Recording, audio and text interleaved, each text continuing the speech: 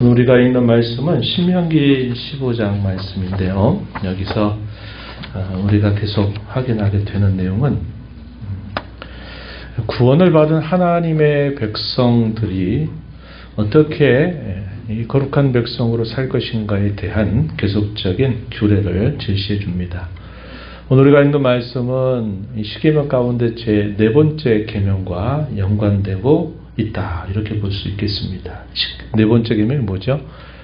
안식일을 기억하여 거룩히 지키라 하는 그런 규례죠. 그래서 이 4계명에 대한 폭넓은 적용의 원리가 오늘 우리가 있는 말씀에서 확인되고 있다 하는 겁니다. 이런 규례들을 우리가 잘 곱씹어 보면 여기에는 자유에 대해서, 안식에 대해서, 그리고 관용, 그리고 샬롬, 사람들과의 관계에 있어서 화평과 화목의 관계를 어떻게 우리가 이루고 살아야 되느냐 하는 그런 정신이 잘 배어 있음을 우리가 볼 수 있습니다. 오늘도 이 말씀을 보면서 또 이 시민법에 해당된다 볼 수 있어요. 이제 도덕법과 시민법이 함께 결합이 되어 있어서 우리가 도덕법은 우리가 영구히 지켜야 될 하나님의 뜻으로 우리에게 주어지는 것이고, 시민법이다 할 때는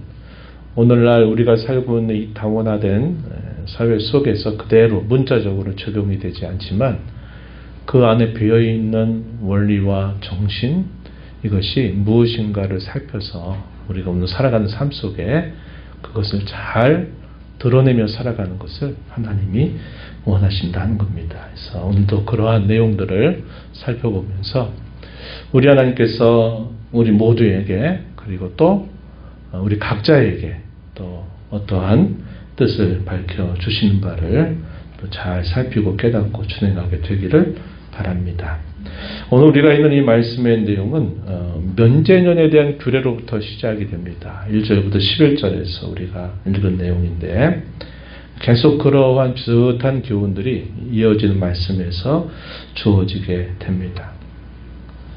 당시 이스라엘 백성들에게 주어졌던 이 면제년 규례는 우리가 아는 바와 같이 6년 동안을 파종하게 한 다음에는 제7년째가 될 때는 그 땅을 쉬게 하는 데 있습니다. 이것은 우리 안식일 제도의 확대된 규례죠.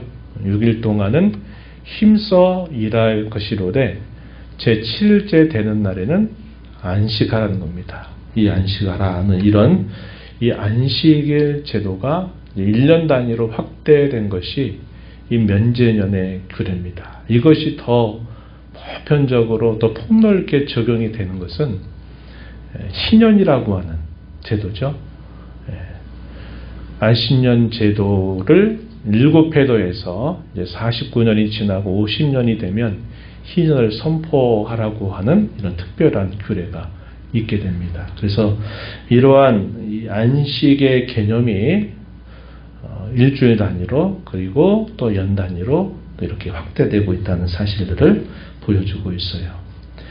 이러한 안식은 결국 우리에게 무엇을 보여주느냐 하면 예수 그리스도를 통해서 우리가 얻는 이 구원의 안식을 우리에게 보여주고 있고, 이것은 장차 영원히 모든 성도들에게 누리게 하실 영원한 안식을 예표하게 해주는 그런 성격이 있다는 것을 우리가 좀 넓게 바라볼 수 있게 될 것입니다.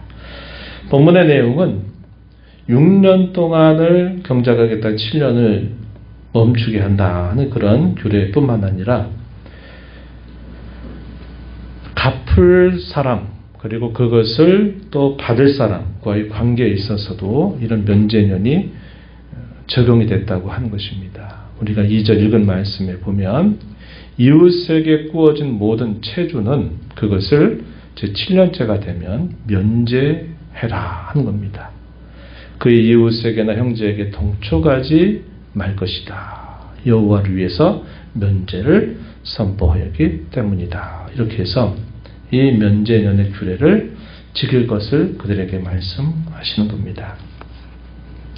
그러면서도 이 독촉하는 일에 있어서도 하나님 백성들에게는 이 독촉을 하지 말 것을 말씀을 하고 계시죠. 3절에서 우리가 확인할 수 있겠습니다. 그리고 그러한 원리를 따라서 특별히 어려움에 처해져 있고 가난한 형제들에 관하여서는 중요한 몇 가지 구체적인 규례들을 덧붙여 주셨습니다. 그 내용이 7절 이하에서 소개가 되어 7절 말씀에 보면 여호와께서 너에게 주신 땅 어느 성읍에든지 가난한 형제에게 너와 함께 거주하거든 내 마음을 완악하게 하지 말아라. 내 손을 움켜쥐지 말아라.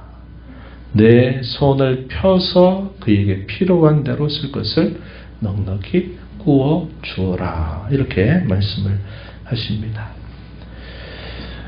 이러한 명령에 있어서 아주 중요한 원리는 뭐냐면 그들이 상황적으로 갑자기 가난하게 돼서 그들이 먹고 사는 문제에 어려움을 당한다 하더라도 그들 역시 하나님의 백성이다라는 사실을 그들로 기억하게 하는 것입니다. 그래서 세상의 원리와는 다른 원리죠.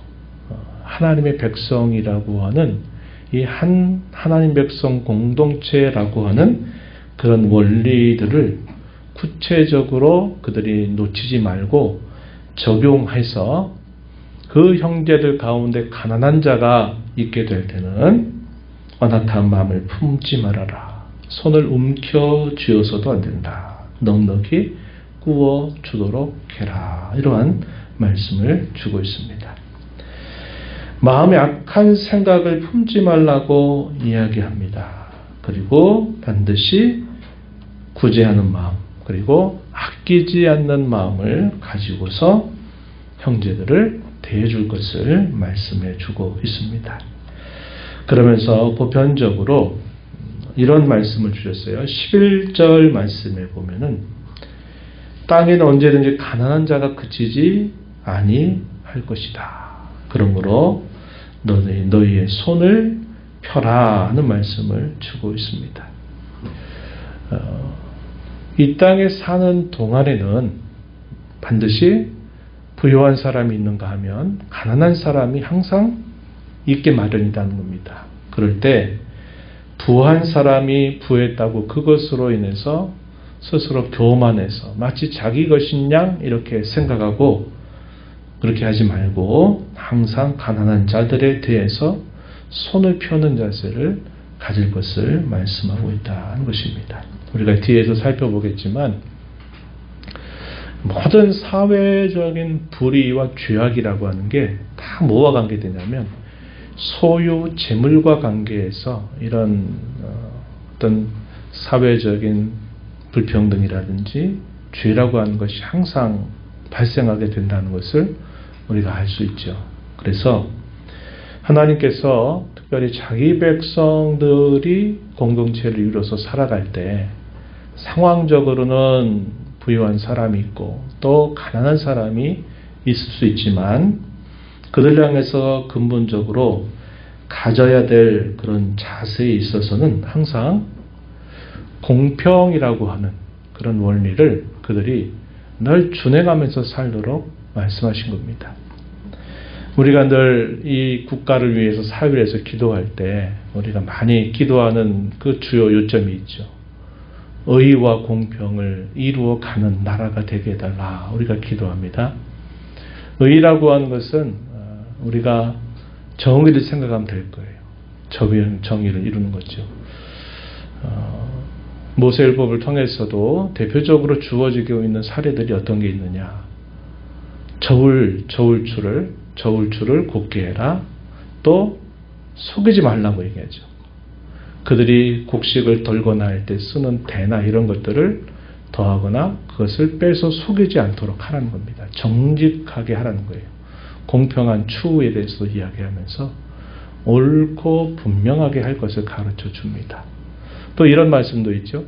땅의 지게표를 옮기지 말아라 하는 겁니다.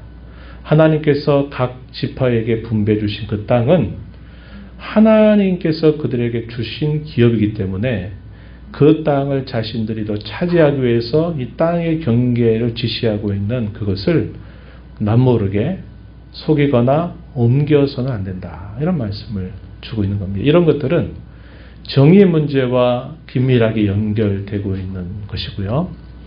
여기 우리가 읽은 이 11절이라든지 오늘 우리가 이 말씀 속에 전반적으로 드러나고 있는 정신은 공평이라고 하는 겁니다. 공평.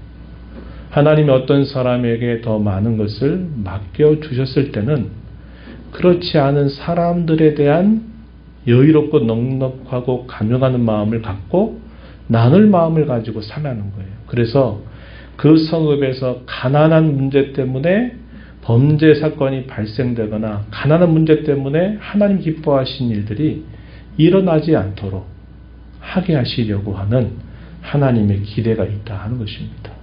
그래서 우리 사회도 마찬가지죠. 당시의 신정국가 사회에서 하나님이 정의를 세우고 또 공평을 그들이 세워가는 것을 하나님이 바라시는 그 백성들에게 바라시는 하나님께서 바라시는 열매입니다. 이사야서 5장 1절로부터 7절 말씀에서 포도원의 노래를 부르면서 하나님이 그 백성들에게 바라시는 것이 의와 공평이었다라고 분명히 말합니다. 그런데 실상 그 결과는 오히려 그와 반대되는 일들이 가득했다고 하는 겁니다.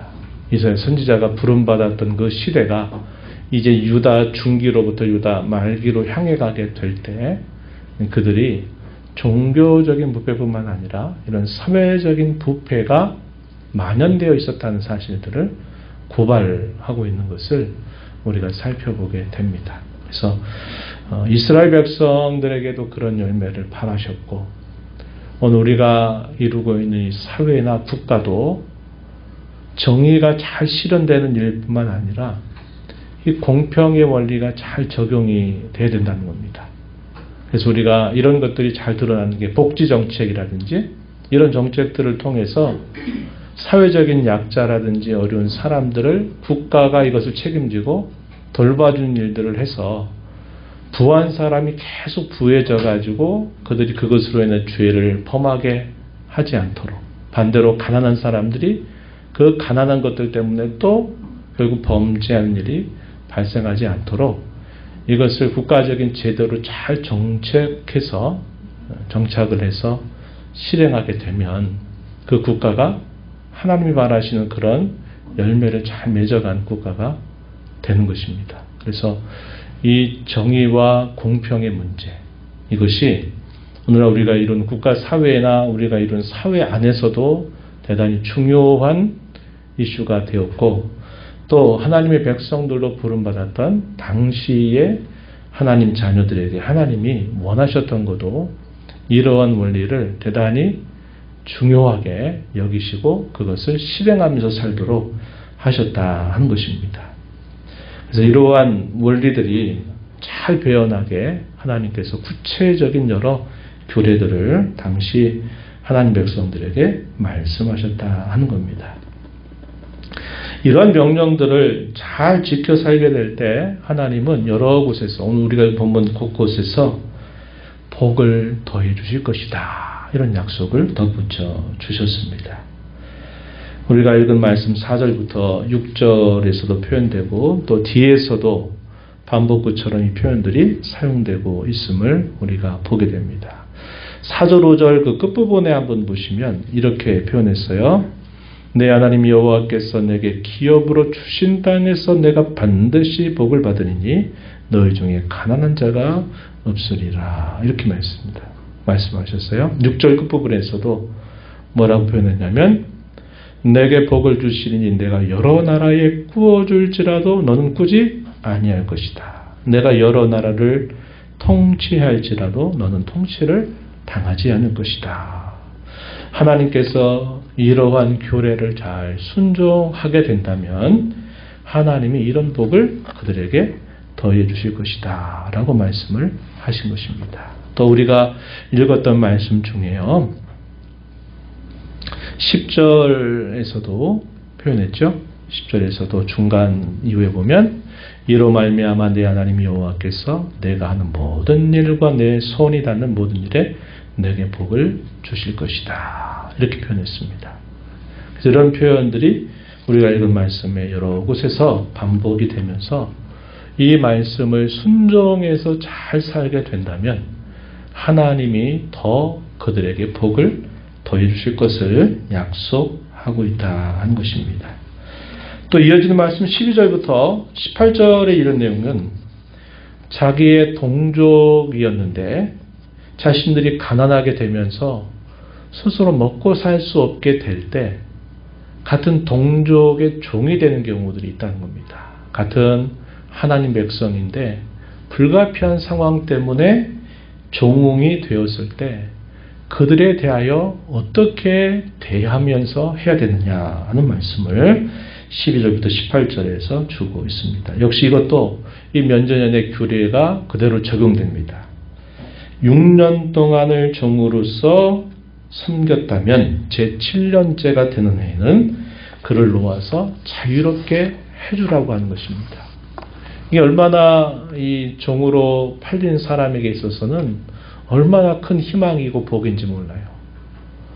일반 사회에서는 그런 게 없죠. 그러나 하나님의 백성들 사이에는 원치 않게 형제들의 종이 돼서 그 종처럼 있게 될 때에는 6년 동안은 그 종으로 섬긴다 하더라도 제7년째가 되면 그에게 다시 자유롭게 해주라고 하는 것을 하나님이 명령으로 주셨어요. 자유롭게 할 때는 어떻게 하느냐? 빈손으로 가게 하지 말라는 겁니다. 그리고 또 한 가지 중요한 원칙, 여호와께서 너희에게 복을 주신 것에 비례해서 많은 것을 하나님이 얻게 하셨다면 그에게도 많은 것을 더해 주라고 가르쳐주고 있다는 겁니다. 종으로 사는 자에게 주인이 싹쓸 주진 않죠. 그죠? 그들의 먹고 사는 문제는 해결해 주지만 그들에게 수고했다고 뭔가 이렇게 그 임금을 주거나 그런 일은 하지 않습니다. 근데 6년 동안을 그렇게 지내보세요. 그러면 주인이 그 형제 가운데 종이 됐던 사람들에게 먹고 살 수 있도록 기본적인 것들은 제공해줘요. 그러나 6년이라고 하는 세월 동안 그들에게 임금을 주거나 하지 않아요. 안 준단 말이에요. 그러면 이들이 종이 되어서 그들을 섬기면서 그들이 많은 혜택과 유익을 얻게 되겠죠. 그래서 제7년 면전이 되어서 그들을 내보낼 때는 그들에게 빈손으로 가게 하지 말라는 거예요. 하나님께서 자신들에게 주신 그 은혜에 비례해서, 복에 비례해서 그들에게 주라고 말씀을 하고 있다는 겁니다. 그러면서 중요한 원리 하나 말씀하시죠. 15절 말씀하기를 너희가 애굽 땅에서 종되었던 것, 내 하나님 여호와께서 너를 속량하신 것, 이것을 기억해라. 이렇게 말씀합니다. 자신들의 오랜 역사 속에서 이방 나라에서 마치 종처럼 살았던 그 아픔과 고통과 그 삶의 서러움을 그들이 알고 있는 것만큼 너희가 하나님이 약속하신 땅에 들어갔을 때 그렇게 종처럼 된 그런 너희의 동족들에게 넉넉한 마음, 또 그들에게 자유의 신분을 줄 때 빈손으로 가게 하지 말고 아끼지 말고 받은 복을 따라서 그들에게 후히 주라, 이렇게 명령을 내리고 있다는 것입니다. 이게 만약에 사람 사이에 너희가 알아서 이렇게 잘 해보도록 해라 했다면 사람들이 이렇게 잘 안 할 겁니다. 왜냐, 사람의 마음속에는 욕심이 항상 자리 잡고 있거든요. 하나님이 이것을 당시 신정국가를 이루는 백성들에게 내가 너희를 종살이 했던 신분에서 너희를 구원해서 너희에게 이러한 자유를 주고 이러한 땅을 기업으로 주었으니 너희는 반드시 이렇게 하도록 해라. 반드시 지켜야 될 규례로 하나님이 그들에게 주셨다고 하는 것입니다. 예외적인 경우도 있겠어요. 어떤 경우가 있을까요? 7년이 되면 자유인의 신분이 보장을 받음에도 불구하고 7년이 돼서 자유인이 되기를 거절하는 그런 사람들도 있었다는 겁니다. 그래서 그러한 경우 나는 자유인이 될 권리가 있지만 나는 자유인이 될 것을 나는 그 권리를 포기하겠다고 말하면서 자신이 함께 주인처럼 섬겼던 그 동족에게 나는 계속 당신의 종이 돼서 함께 하겠다라고 하는 이러한 생각이 결정될 때는 이렇게 하라고 주시는 말씀이 본문 17절 말씀에 소개가 되고 있습니다. 17절 어떻게 하라 소개하냐면 송곳을 가져다가 그의 귀를 문에 대고 뚫으라. 그리하면 그가 영구히 내 종이 되리라. 내 여종에게도 그같이 할지니라. 종이 되겠다고 주인을 떠나지 않겠다고 결심하는 그런 종의 경우에는 그의 귀에다가 송곳을 대고 이 송곳으로 그 귀를 뚫으라는 겁니다. 소위 귀 뚫린 종이 되게 하는 예식을 하게 한 겁니다. 그래서 그 귀가 뚫려 있는 종을 보면 그 종은 주인과 더불어 계속 함께 하겠다라고 결심한 종이로구나. 자유할 수 있는 권리조차도 포기하고 그 주인에게 계속 그렇게 함께 하겠다고 하는구나 하는 것을 이제 외적으로 보여주는 그런 경우였습니다. 신약 성경에 와서 사도들, 특히 바울 사도 같은 경우에 그가 서신을 쓰면서 항상 어떤 말을 많이 쓰느냐, 예수 그리스도의 사도요 종된 나 바울은 이렇게 시작하죠. 종이란 말을 씁니다. 그래서 이 종이라고 하는 말을 우리가 이해할 때 당시 로마 사회에서 종이라고 하는 그 개념도 있지만 특별히 이 유대인들이 이런 종이라고 말할 때는 이 구약의 이런 배경에서의 종을 생각하게 돼요. 바울 사도가 자신이 나는 내가 자원해서 예수 그리스도의 종이 된다라고 말할 때는 바로 이런 이 구약 시대에 자유할 수 있지만 자유를 택하지 않고 내가 그 주인을 섬기는 종으로 계속 살겠다 할 때 귀를 뚫는 예식을 가지듯이 그런 귀 뚫린 종이 된다 하는 그런 의미가 깔려 있는 겁니다. 예수 그리스도의 종이다 라고 말할 때 이런 히브리적인 의미들이 그 안에 담겨 있다 하는 것입니다. 이런 경우들은 많지 않겠죠. 많지 않을 겁니다. 아니 저 사람은 왜 자기 스스로 자유할 수 있는 권리를 포기하고 주인과 함께 계속 살겠다고 저렇게 말하는지 한편으로는 이해가 안 되지만 또 다르게 생각하면 어떤 것이 있을까요? 부러움을 살 만한 거죠. 종과 그 주인과의 관계가 얼마나 그 관계가 좋으면 자기가 자유할 수 있음에도 불구하고 자유를 택하지 않고 그 주인과 함께 나는 계속 함께 있겠다라고 결정했을까. 이런 마음이 드는 겁니다. 그래서 이런 귀 뚫린 종에 대한 특별한 예외 사항들이 표현되기도 한다 하는 겁니다.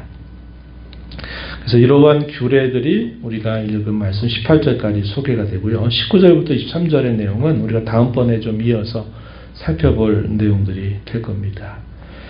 이 출애굽할 때 그 어린 양의 피를 발라서 설주와 임방에 바르게 되면 죽음의 사자가 뛰어넘는다 하는 그 약속을 받아서 그것을 이행하게 될 때는 거기에 구원이 임하지만 불이행하게 될 때는 첫째가 다 죽었죠. 장자가 죽고 짐승 중에 처음 난 것들이 다 죽임을 당합니다. 그래서 이 첫 것을 하나님께로 돌리도록 하는 명령이 주어지게 됩니다.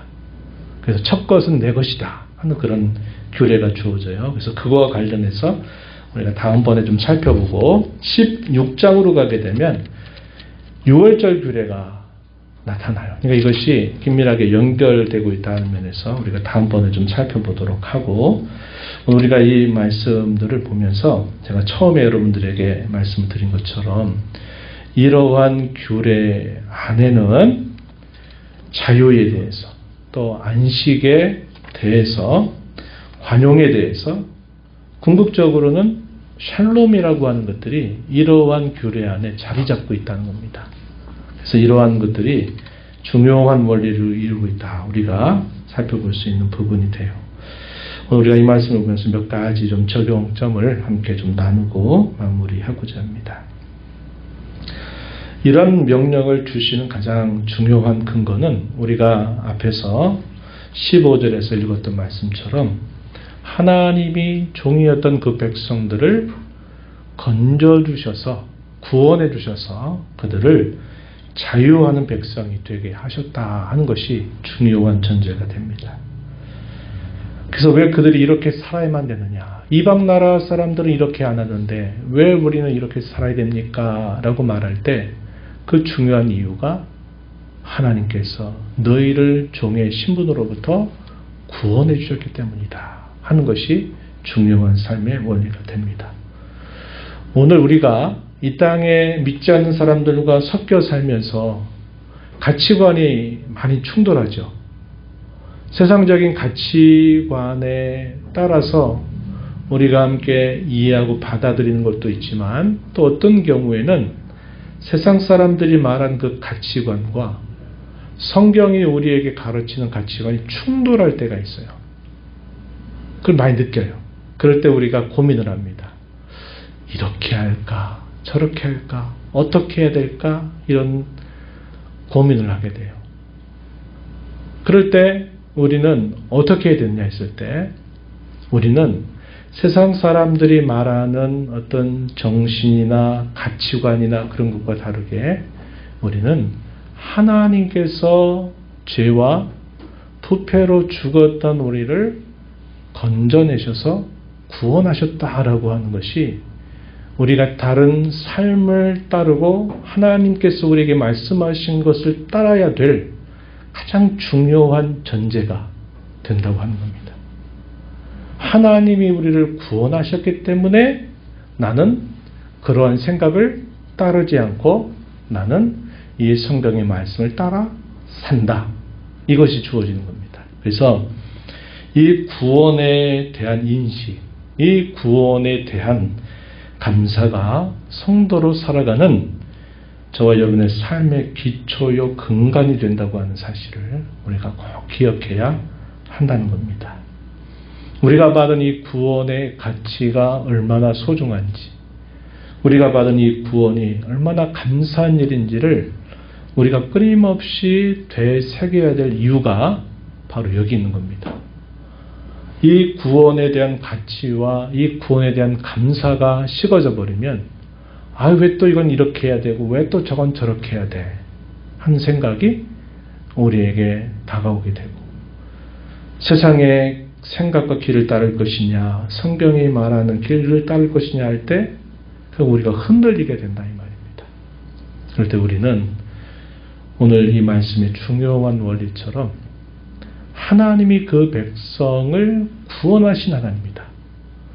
그들을 종살이로 살았던 그들에게 하나님이 그들을 구원하셔서 그들을 자유하게 한 백성이 되게 하시고, 또 하나님의 약속의 땅을 그들에게 기업으로 주셨다고 하는 사실들을 그들이 꼭 기억하고 살아야 된다는 겁니다.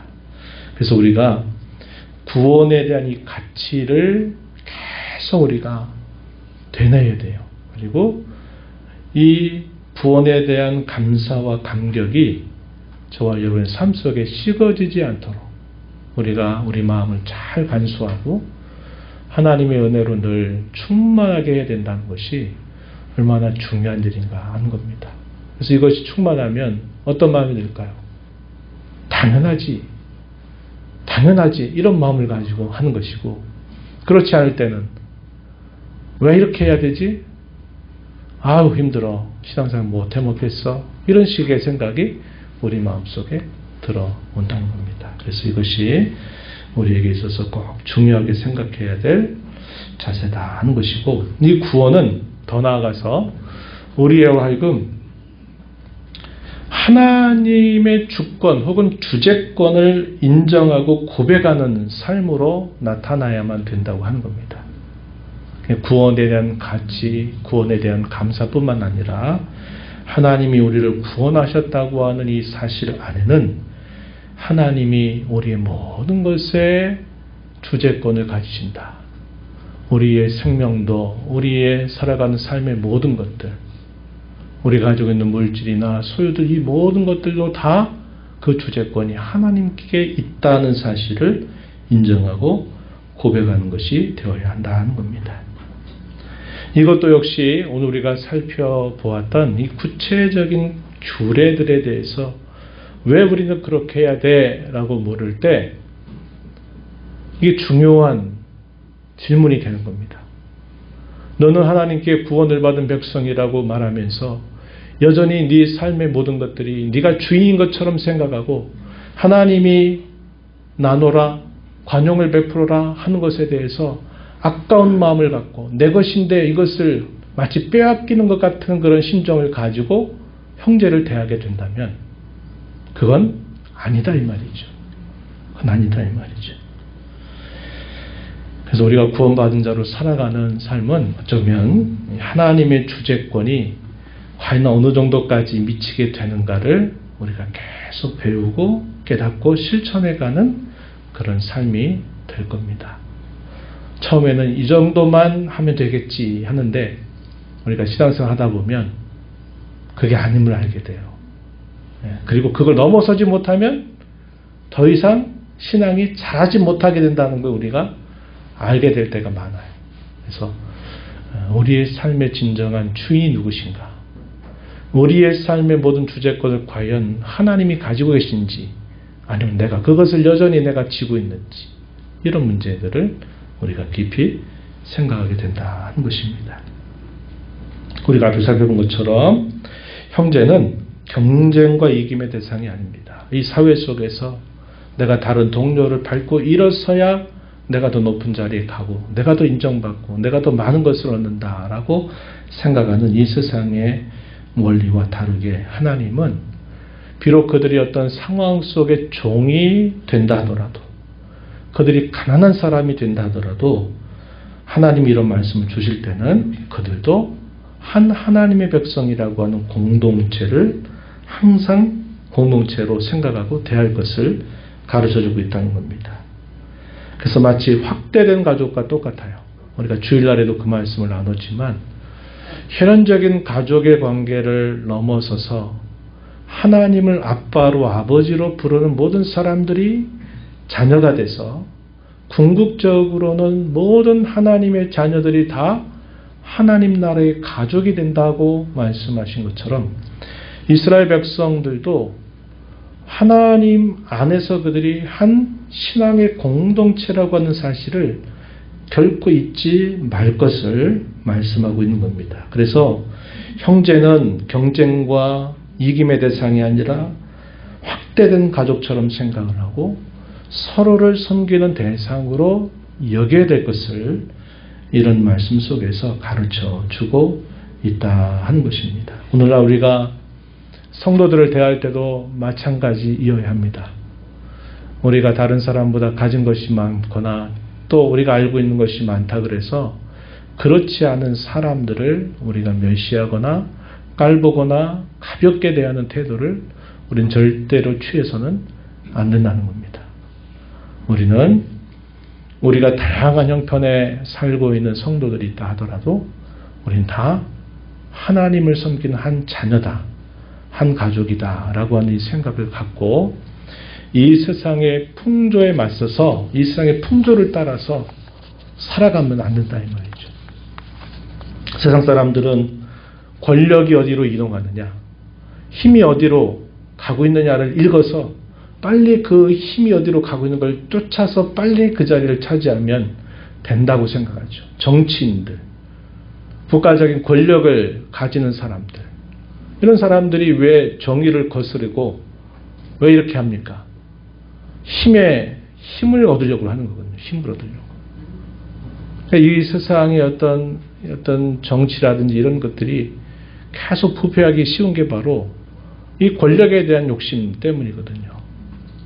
근데 우리 하나님의 사람들은 그렇게 하면 안 된다는 겁니다. 그래서 가족을 우리가 대하듯이 항상 대하는 자세.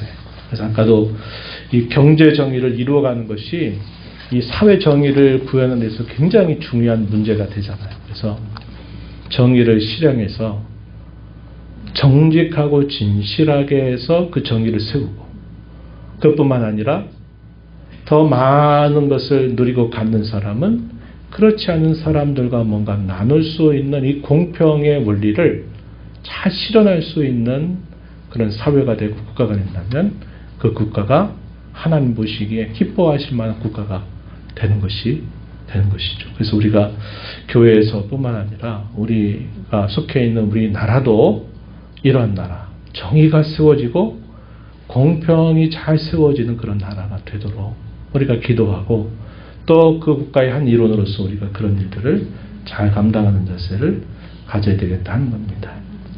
마지막으로 이 순종에 대한 여러 약속들을 우리가 살펴봤어요. 10절 하반절에서도 그렇고 18절 하반절에서도 소개가 됩니다. 이 순종에 대한 복은 분명히 하나님이 약속하고 있는 사실이에요. 그런데 어떠한 순종해야 되느냐 했을 때 중요한 몇 가지 원리를 우리에게 말씀해 주셨습니다. 4절 앞부분 한번 다시 가서 보실까요? 이렇게 표현했어요. 내가 만일 내 하나님 여호와의 말씀만 듣고 그 명령을 다 지켜 행하면 이러이러한 복을 주실 것이다, 이렇게 말씀하셨어요. 여호와의 말씀만 듣고 지켜 행하면, 이게 무슨 말일까? 우리가 그냥 지나가기 쉽지만 그들이 하나님의 백성이라고 한 공동체, 신정국가라고 한 특별한 곳에서 있을 때는 그게 별 문제가 안 될 수 있지만 이방 나라들과 계속 비교해 보세요. 우리 옆에 어떤 나라는 어떻게 하더라 계속 비교해 보면 이방 나라는 이렇게 안 하는데 왜 우리는 이렇게 해야 돼? 이런 생각이 든다는 거예요. 그래서 이런저런 소리가 들려와요. 근데 그런 소리가 더 우리의 본성에는 더 잘 맞아요. 그렇지. 그러다 보면 하나님 이렇게 말씀하셨어도 이건 이렇게 하는 게 더 좋아 보여, 이렇게 된단 말이에요. 그런데 뭐라고 말씀하셨어요? 여호와의 말씀만 듣고 이렇게 하라는 거죠. 또 우리가 읽은 말씀 중에 9절에 보면은 또 이 표현이 있어요. 한번 보세요. 삼가 너는 마음에 악한 생각을 품지 말라. 곧 이르기를 일곱째 면제날이 가까이 왔다 하고 내 궁핍한 형제를 악한 눈으로 바라보며 아무것도 주지 아니하면 그가 너를 여호와께 호소하리니 그것이 내게 죄가 되리라, 이렇게 말합니다. 이게 무슨 말이냐면 6년 동안 이제 자기를 섬기는 종이 됐어요. 7년 되면 뭐 해야 됩니까? 하나님 말씀대로 하면 풀어줘야 돼요. 그러니까 그 전부터 이제 7년이 가까이 오니까 이 사람이 어떻게 하냐면 아까운 마음을 갖는 거예요. 아까운 마음을 가져가지고 덜 주고 잘 안 주려고 하고 아끼려고, 자기 소유를 더 조금이라도 덜 뺏기려고 그렇게 대하는 거예요. 이게 뭘까요? 계산하는 거죠. 계산. 어차피 7년 되면 면제해줘야 되니까. 그러니까 7년이 가까우게 되니까 더 이제 안 주려고 막 움켜쥐고 틀어막고 이렇게 하는 거예요. 그게 뭐 때문에 그러겠어요? 이제 손해 당할 수 있으니까. 이게 무슨 말이냐면 계산하는 거예요. 자기 인간적으로 내가 조금이라도 손해를 덜 봐야 되겠다. 계산해가지고 수를 쓰기 시작하는 거예요. 하나님 뭐라고 말씀하세요? 그렇게 하지 말라는 거예요. 우리가 하나님을 대할 때나 다른 성도들을 대할 때 계산적으로 하지 마세요. 내가 이렇게 하면 어떻게 되겠다, 이런 거 계산해가지고 어느 정도. 그건 하나님 바라시는 순종하고는 거리가 먼 겁니다. 어떤 순종을 바라실까요? 그런 거 하지 말라는 거예요. 자기에게 손해가 닥칠까봐 자기라도 뭔가 좀 더 손해를 덜 보려고 움켜쥐려고 내가 가지고 있는 것을 좀 덜 빼앗기려고 수를 써가지고 막 이렇게 교묘하게 자기 생각을 돌려가지고 그렇게 하지 말라는 거예요. 그런 순종하지 않는 겁니다. 어떤 사람은 11조 하면서 말라기 4장에 3장 4장에 있는 말씀을 하도 들었더니 내 창고가 넘치도록 쌓아주겠다. 그래서 내가 11조 인구가 나면 몇 배를 하나님 주실까 계산해가지고 이런 식으로 하지 말라는 거예요. 우리가 하나님을 대할 때 그런 식으로 하나님과 마치 뭐 계산하듯이 뭐 이렇게 해가지고 그 왜 그럴까요? 주재권 인정하지 않는 거죠. 그건 내 거예요. 하나님 내 거예요. 여전히 그건 내 거예요. 하나님 거 아니에요. 이런 식의 계산이 스며들면 참된 순종을 하지 못한다는 겁니다. 그런 순종 말고 하나님의 주재권을 온전히 인정하면서 순종할 때 하나님이 더 복을 더 해주시겠다고 이렇게 약속해요. 우리도 우리의 신앙의 자세가 그렇게 되지 않도록 우리가 잘 조심해서 하나님을 알고 섬기고 우리 성도들을 대할 때 다른 사람을 대할 때도 그렇게 대하지 말고 받은 은혜와 사랑을 가지고 넉넉한 마음을 가지고 대하며 살아가는 저와 여러분이 되어야 하겠습니다. 하나님 아버지 오늘 저희들을 불러주셔서 신정국가를 이루게 될 하나님 백성들에게 하나님은 주셨던 구체적인 계명들이 그들의 삶의 구석구석에 어떻게 그 말씀이 적용될 것인가를 규례로 말씀해 주셨습니다. 사람이 연약한 본성과 욕심을 아시는 하나님이시기에 그들에게 규례를 주어 그 규례를 지키게 하셨습니다. 무엇보다도 그들이 하나님께로부터 받은 구원의 은혜가 얼마나 가치 있고 감사한 줄 기억해야 되었고 자신들의 삶의 진정한 주재권이 하나님께 있다고 하는 사실들을 늘 기억해야 했고 함께 또 있는 동족들이 다른 사람이 아니라 함께 믿음 안에 한 공동체이고 형제임을 늘 기억하며 살아야 했음을 보여주셨습니다. 이런 원리를 오늘도 하나님을 섬기는 저희들이 교회 가운데서 또 사회 가운데서 이런 원리들을 마음에 품고서 하나님 앞에 참되고 진실한 순종을 통해서 하나님을 기쁘시게 하며 다른 사람들에게 유익을 주는 저희들의 삶이 되게 해 주옵소서. 예수님 이름으로 기도하옵나이다. 아멘.